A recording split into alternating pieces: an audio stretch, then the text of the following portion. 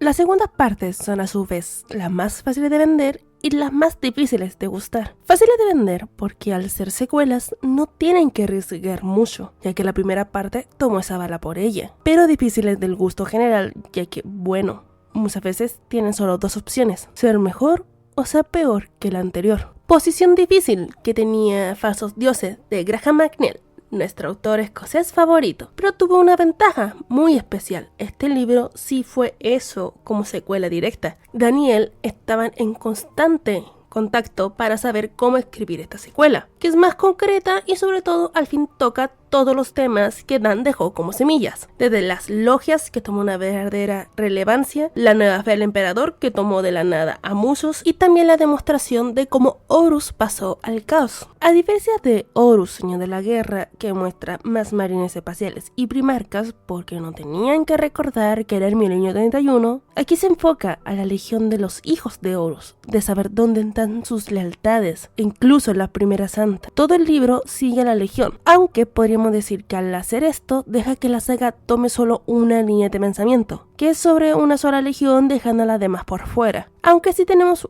un vistazo de otros primarcas al final de libros, es obvio que solo es la antesala para el próximo, y supuestamente el último de la saga, que nunca fue el último para aclarar. Pero hablando de eso cuando lleguemos ahí.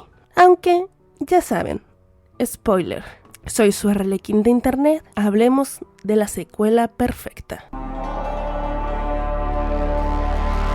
Ok, tengo mucho de qué hablar, pero primero quiero dejar en claro de lo que no hablaremos hoy. La legión de los hijos del emperador, la legión Mortis, el Lectio Divinitatus y los demás primarcas, ya que todos temas son más explorados en los siguientes libros y ahí seré más amplia con mi opinión y análisis de cada uno de ellos. Siendo justo, este libro sufre un poco del síndrome de puente, donde el segundo libro sirve para preparar todo para el clímax del tercero, aunque no suena tan mal, ya que eso ayuda al exquisito desarrollo de personajes y del mundo interior de nuestros protagonistas. Pero, hablando de protagonistas, sé que a muchos no les agradó que no hablara de profundidad del Mir Rival, ya que así era una parte muy importante del desarrollo de Loken como personaje, pero en Horus, Señor de la Guerra, era más una bienvenida al mundo de los globos lunares, cómo se desarrollaba y cómo este grupo funcionaba para el Señor de la Guerra. Pero en este libro vamos a ver cómo se rompe. Primero tenemos que saber quiénes pertenecen a este selecto grupo. Bueno, ¿va a presentarnos, señor? ¿Acaso no puede documentarte sin tener que recurrir a nosotros? No, Garviel, sonrió Horus. No me gustaría que las crónicas de Horus los excluyera a ustedes. Muy bien, este cachorro insolente es Garviel Locke, recientemente elevado a un puesto en el Murnival. Junto a él se encuentra Tarrin Torgadon, el hombre que trata de convertir todo en una broma, pero mayormente falla. Aximan es el siguiente. Pequeño Horus le llamamos, ya que él tiene la suerte de compartir algunas de mis características más guapas. Y por último llegamos a Ezequiel Abaddon, el capitán de mi primera compañía. Y este es el Murnival. Son ellos, y a pesar de sus malditos juegos bruscos, tienen un valor inestimable para mí. Son la voz de la razón en mi oído, cuando todo a mi alrededor es confuso. Son tan queridos para mí como mis hermanos primarcas, y valoro su consejo sobre todos los demás. En ellos se mezclan la cólera, la flema, la melancolía y el ansia de sangre, mezclados en la cantidad exacta que necesitan para mantenerme al lado de los buenos. ¿Así que son sus asesores? Ese término no alcanza a describir el lugar que nos ocupa en mi corazón. Aprende esto, Petronella Vivar, y tu tiempo conmigo no habrá sido en vano. Sin el Murnival, el puesto del Señor de la Guerra sería verdaderamente algo sin sentido. Esta pequeña introducción ya nos habla mucho de cada personaje, pero aquí hay algo más, es que trata a los 4 humores, siendo estos sanguíneo, colérico, melancólico y flemático. Esto es una teoría psicológica sobre la personalidad de cada individuo que va muy atrás hasta Hipócrates. Ha sido revisada y en muchas teorías modernas, pero quiero ser simple, así que veamos a los miembros de este grupo en particular. Torgadon representa al sanguíneo. Normalmente se categoriza como alegre, alguien que sí se toma todo en broma, pero al mismo tiempo hace que el ambiente se vuelva más ligero, siendo el que uno le puede hablar honestamente y excusa atentamente. Aximan, el melancólico, es el amable, alguien que trata que todos estén en la misma página, siendo, como dicen, una copia perfecta a su primarca, siendo su mayor atractivo, pero mantiene su sabiduría muy por lo bajo. Aunque esta amabilidad a veces lo hace ciego a ser más asertivo. Loken, al flemático, es el curioso, el que pregunta, el que duda e investiga todo lo que tenga a mano. Él no se queda con nada que sea una respuesta simple. Por eso es el nuevo en el grupo. Y por último, Abaddon, al colérico, el asertivo, el que toma el primer paso para seguir a su primarca.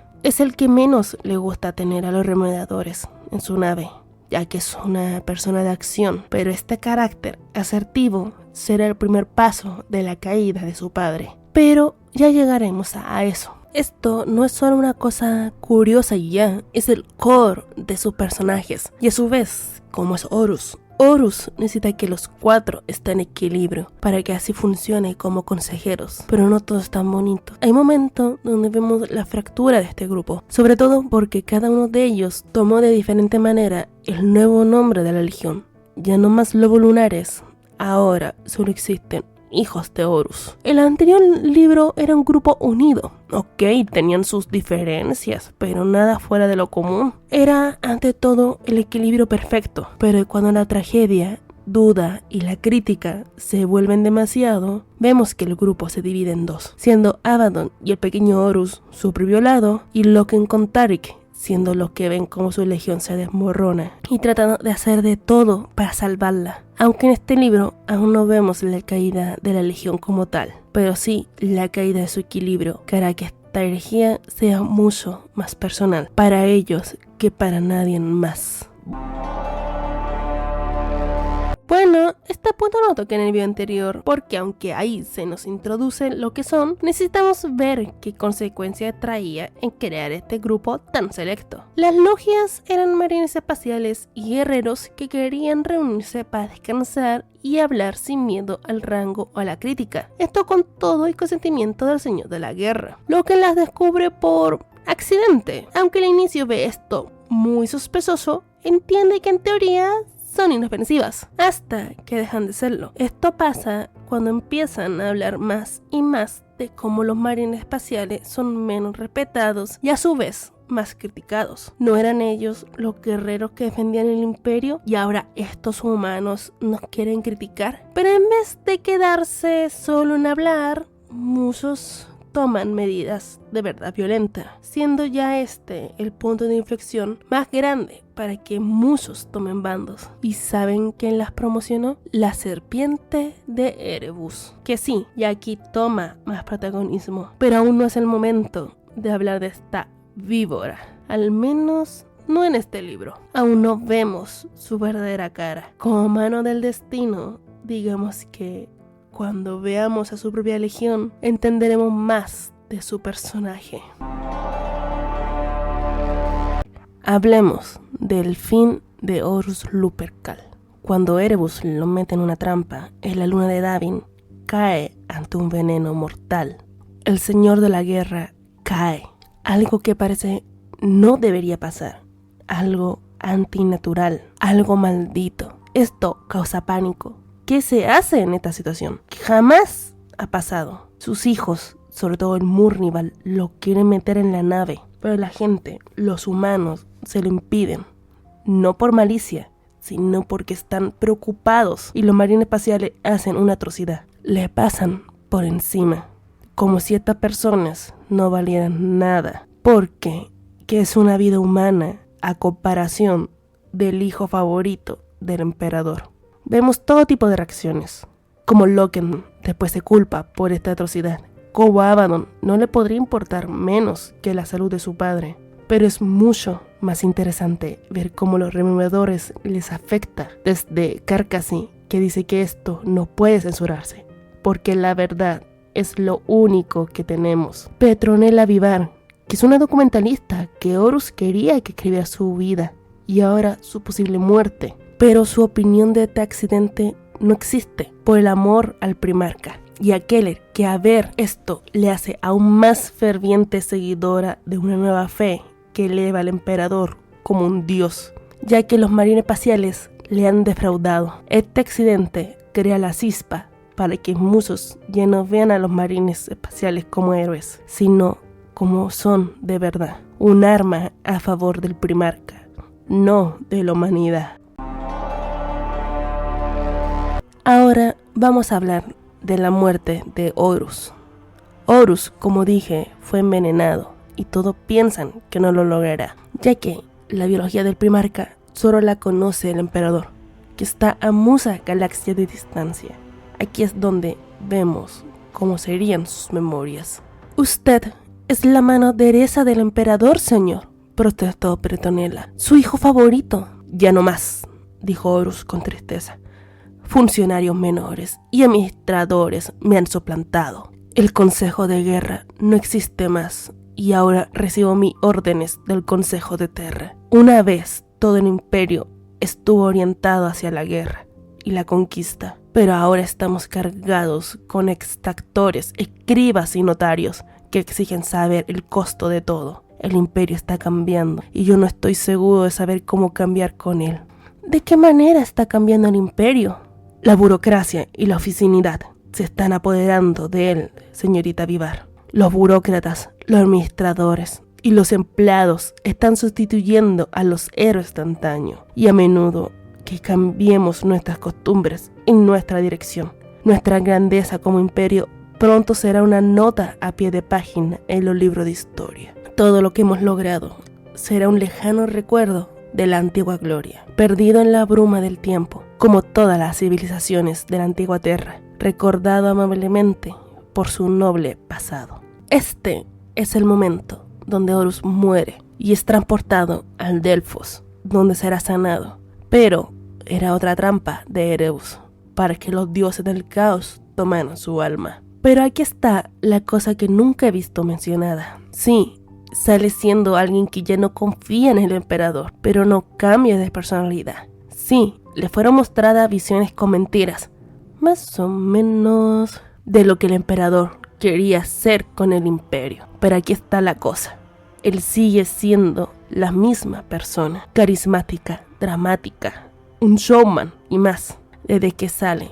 Pero vemos su lado más real. Ese lado que odia que lo vean menos. Ese lado que se pregunta, ¿por qué yo no soy el emperador? Ese lado que ya está harto que todos lo vean como un arma. Él no es un arma, es una persona. Es alguien que quiere que las cosas mejoren. Sí, Horus no murió. En el libro incluso el autor nos hace creer que todo es normal, hasta que seguimos leyendo las últimas páginas y vemos que sí, es normal, solo que la máscara se cayó. Horus Lupercal murió ese día, pero de esas cenizas nació el nuevo líder, el que derrotará al emperador. Y si eres alguien que lo lee la primera vez, te lo crees hasta que repasas el libro y ves lo que impulsa esta herejía no es la justicia. Lo que impulsa la herejía es que Horus quiere seguir siendo libre del yugo del emperador y de las críticas de los humanos. Volveremos al status quo, pero a la fuerza. Pero ese status quo ya no existe desde que el Mornival cayó, desde que las legiones se dividió, desde que Keller dejó de ser una remoradora nada más y se volvió algo más, la primera santa de una nueva fe. Ya nada será como antes. Este libro tiene un título curioso: Falsos dioses, aunque si se nos ha presentado no habla de los 4 dioses del caos, habla de otro dios, porque este título tiene intencionalidad. Aún no es una batalla entre dioses, pero será Horus quien inicie esa batalla. Estos 2 primeros libros son de los mejores, porque tienen una continuidad que ayuda a querer leer más. Y Dios, que se tomaron en serio de hacer que la gente leyera más. Pero eso será para los próximos videos, donde veremos cómo la galaxia arde. Soy su Arlequín de Internet. Nos vemos en la siguiente función.